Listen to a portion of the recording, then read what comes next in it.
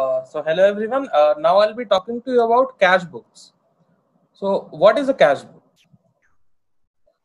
Cash book is a financial journal that contains all cash receipts and disbursements, including bank deposits and withdrawals. Entries in the cash book are then posted into the general ledger. So, as you can see, a cash book is a financial journal that contains all cash and receipt disbursements.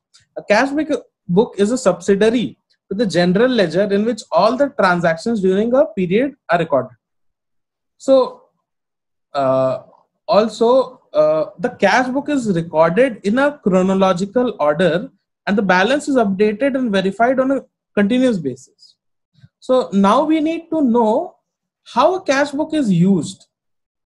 So, a cash book is set up as a subsidiary to the general ledger in which all cash transactions made during an accounting period are recorded in a chronological order.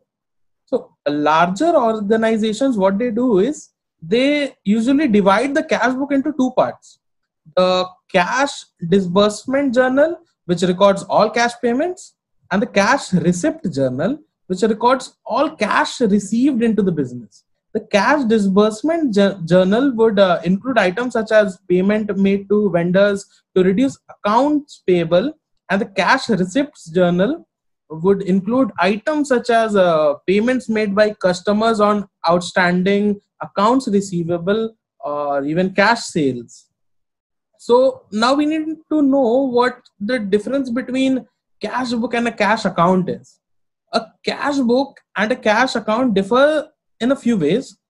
A cash book is a separate ledger in which cash transactions are recorded, whereas a cash account is an account within a general ledger. A cash book serves the purpose of both the journal and a ledger, whereas a cash account is structured like a ledger. Details or narration about the source or use of funds are required in a cash book, but not in a cash account. So there are numerous reasons why a business might record transaction using a cash book instead of a cash account. So daily cash balances are easy to access and determine, and mistakes can be detected easily through verification, and entries are kept up to date since the balance is verified daily. With cash accounts, balances are commonly reconciled at the end of the month after the issuance of the monthly bank statement. So this is the major difference over here, that in cash accounts only monthly recording is done, while in cash book we can record it daily. So now, knowing this, we need to know how to record in a cash book. How is recording done in a cash book? So all transactions in the cash book have two sides, like I said, debit and credit. All cash receipts are recorded on the left side as debit, and all cash payments are recorded by date on the right hand side as the credit, under credit.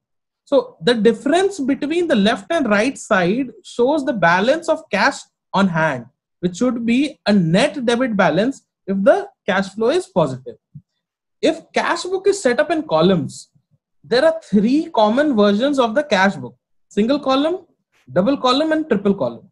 The single column cash book shows only receipts of payments of cash, while the double book column cash book shows cash receipts and payments as well as the details about bank transactions.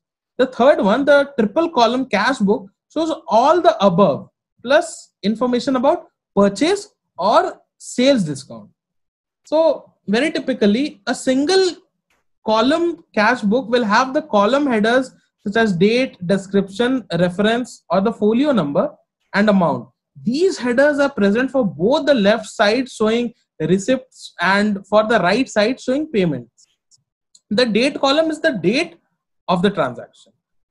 Because the cash book is updated continuously, it will be in chronological order by the transaction. So suppose 1st of January will be first recorded, then 2nd of January, then 3rd, and if 4th and 5th is if no transactions are recorded, we'll start after we'll start from 6th of January. So in that way, chronological order is followed while recording transactions in a cash book.